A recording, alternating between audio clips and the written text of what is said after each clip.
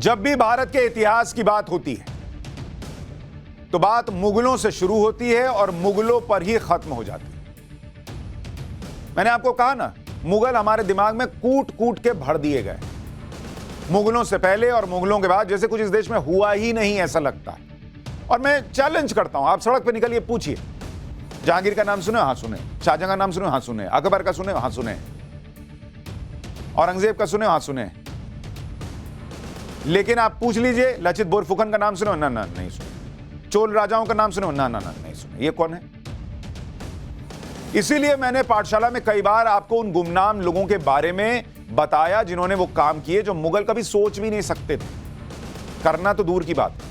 लेकिन इन लोगों को कभी इतिहास में मुगलों जैसा दर्जा दिया ही नहीं गया, क्योंकि हमें तो यही बताया जाता है कि बाबर भारत में बारूद लेकर आया था, उसने भारत का परिचय तोप से कराया। इतिहास की किताबों में अकबर को महान बताया गया, पढ़ाया गया कि अकबर ने धर्मनिरपेक्ष तरीके से शासन किया। शाहजहां के बारे में पढ़ाया गया कि वो कला प्रेमी था। बताओ, प्यार की सबसे अमर निशानी ताजमहल का निर्माण करा दिया। बच्चे स्कूल से जाते हैं, टोटी पकड़ के फोटो खिंचाते हैं, मतलब दिखते हुए कि टोटी पकड़ ली। इतिहास की किताबों में जहांगीर के बारे में बताया गया कि वो बहुत न्यायप्रिय था। यहां तक कि औरंगजेब के बारे में भी बहुत कुछ लिख दिए, अत्याचारी था वगैरह वगैरह, थोड़ा बहुत पढ़ा के कि हाँ बहुत न्यायप्रिय भी था, मेहनती बादशाह भी था, ये सब भी बता दिए। इन सभी के बारे में इतिहास की किताबों में पन्ने भर भर दिए गए। लेकिन जब बात पन्नों के, भारत के असली नायकों के नाम बताने, उनके काम बताने की आई, उससे पन्ने भरने की आई, तो ऐसा लगता है जैसे इतिहास लिखने वालों की याददाश्त चली जाती है, वो गजनी बन जाते हैं, उनको समझ ही में नहीं आता क्या लिखना है। फिर 15 मिनट बाद याददाश्त आती है, फिर मुगल के बारे में लिखने लगते हैं।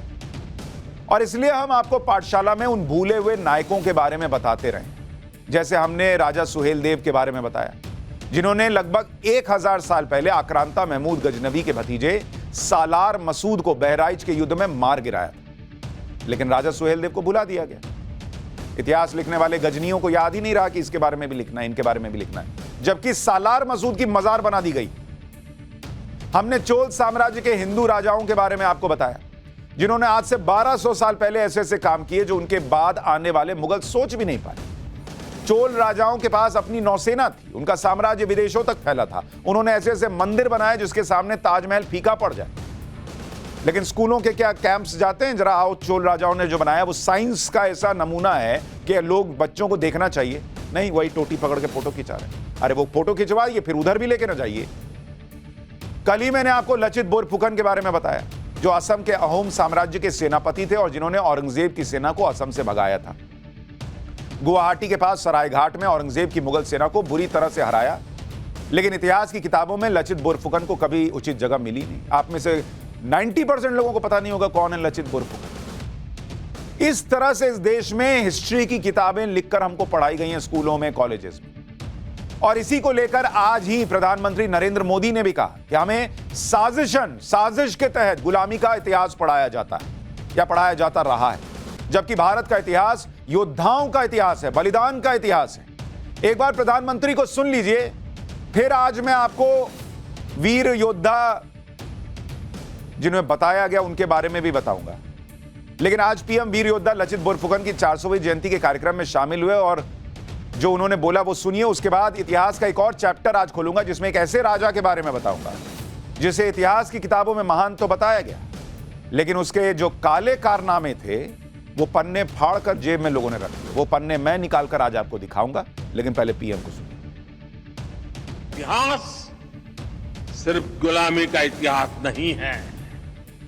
भारत का इतिहास योद्धाओं का इतिहास है, विजय का इतिहास है।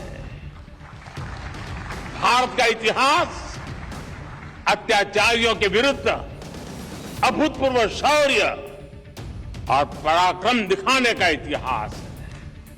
भारत का इतिहास जय का है, भारत का इतिहास जंग का है, भारत का इतिहास त्याग का है, तप का है, भारत का इतिहास वीरता का है, बलिदान का है, महान परंपरा का है।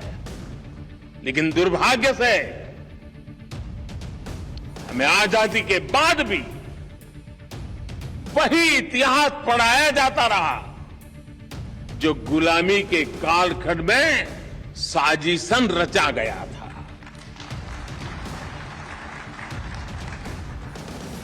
आजादी के बाद जरूरत थी हमें गुलाम बनाने वाले विदेशियों के एजेंडे को बदला जाए, लेकिन ऐसा नहीं किया गया। देश के हर कोने में मां भारती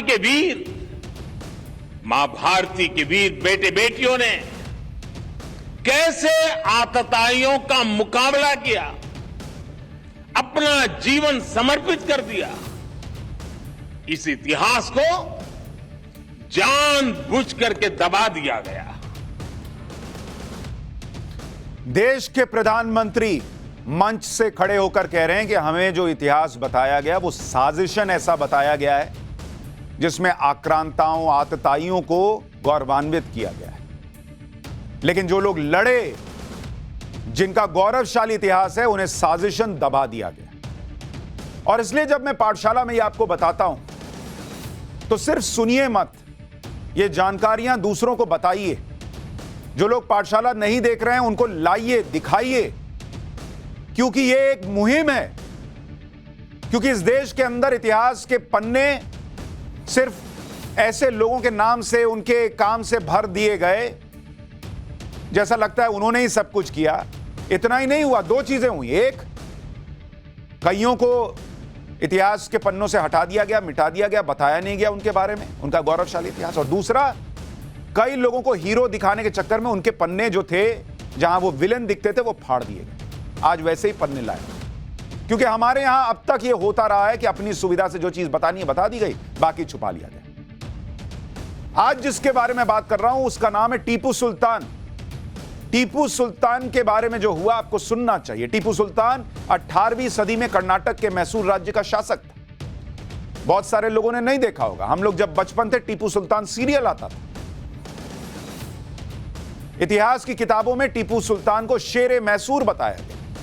टीपू सुल्तान और उसके पिता हैदर अली ने अंग्रेजों को कई युद्धों में हराया था। यह हमें बताया गया, हमें सीरियल में दिखाया गया कि देखो ये अंग्रेजों से लड़ रहे थे, अंग्रेजों को हरा रहे थे, तुम्हारे हीरो। आज जरा हीरो के पन्ने मैं दिखाता हूं। अंग्रेजों के साथ चौथे युद्ध में टीपू सुल्तान लड़ाई में मारा गया। टीपू सुल्तान की तलवार बहुत मशहूर हुई थी, जो वुड्स स्टील से बनी हुई थी और जिससे वो दुश्मन के लौह कवच को भी आसानी से चीर देता था, यह बताया गया। लेकिन मैं पूछना चाहता हूं कि टीपू सुल्तान के बारे में किताबों में कई ऐसी बातें हैं जो हमने रिसर्च की और हमें मिली, जो मैं अभी आपको आगे बताऊंगा, वो क्यों नहीं बताई गई। मैं आपको बताना चाहता हूं, टीपू सुल्तान की तलवार के बारे में किताबों में बताया गया, टीवी सीरियल तक बना। यह बताया जाता है कि टीपू सुल्तान की तलवार के हैंडल पर कुरान की आयतें भी लिखी हुई थी। लेकिन यह नहीं बताया जाता कि टीपू सुल्तान के तलवार के हैंडल पर जो लिखा था उसका मतलब क्या है। मैं आपको तस्वीर दिखाता हूं। यह टीपू सुल्तान के तलवार की जो तस्वीर है वो यहां डालिए। टीपू सुल्तान की यह तलवार है और इसका जो हैंडल है, अगर आप देखेंगे, ये हैंडल, इसको जरा पॉज कीजिए एक सेकंड। ये आप जो देख रहे हैं, इस हैंडल पर ये आयत लिखी हुई है या कुछ लिखा हुआ है। इसको जरा जूम करके दिखाइए। टीपू सुल्तान की तलवार के हैंडल पर जो लिखा था उसका मतलब हमें नहीं बताया गया। जबरदस्त तलवार थी, कवच तोड़कर घुस जाती थी, यह बताया। लेकिन हैंडल पर क्या लिखा था आपको पता है? हैंडल पर लिखा था, मेरी विजयी तलवार काफिरों के विनाश के लिए चमक रही। इस देश के अंदर जिस आदमी को हीरो बता रहे हैं, उसका यह हिस्सा क्यों नहीं बताया कि वो तलवार पर लिखता था कि काफिरों के विनाश से चमक रही है तलवार? यह क्यों नहीं बताया? इतिहास की किताबों में टीपू सुल्तान को महान और बहादुर बताया गया, पर यह क्यों नहीं बताया गया कि वो दक्षिण भारत का औरंगजेब था? इतिहास के पन्ने कहते हैं कि वो दक्षिण भारत का औरंगजेब था। टीपू सुल्तान के बारे में दावा किया जाता है कि उसने अपने राज में हजारों महिला, पुरुष, बच्चों का कत्लेआम किया। जिन्होंने ये बातें बताई उनको, उनके बारे में उन्होंने जो लिखा वो क्यों नहीं बताया गया? और इतना ही नहीं, अत्याचार ही नहीं किया, फिर उन्हें गुलाम बनाया। टीपू सुल्तान ने सैकड़ों हिंदू मंदिरों को ध्वस्त किया और मैंगलोर, कुर्ग, कोयंबटूर, केरल जैसी जगहों पर हजारों लोगों का धर्मांतरण किया, यह दावा किया जाता है। यह क्यों नहीं पढ़ाया गया हमें? सीरियल में क्यों नहीं दिखाया? टीपू सुल्तान ने न सिर्फ हिंदुओं बल्कि ईसाइयों पर भी अत्याचार किए, यह दावा करने वाले इतिहासकारों के पन्ने क्यों नहीं पढ़ाए गए? उसने चर्च नष्ट किए, जलाए, उनका धर्मांतरण किया, यह कहां चला गया?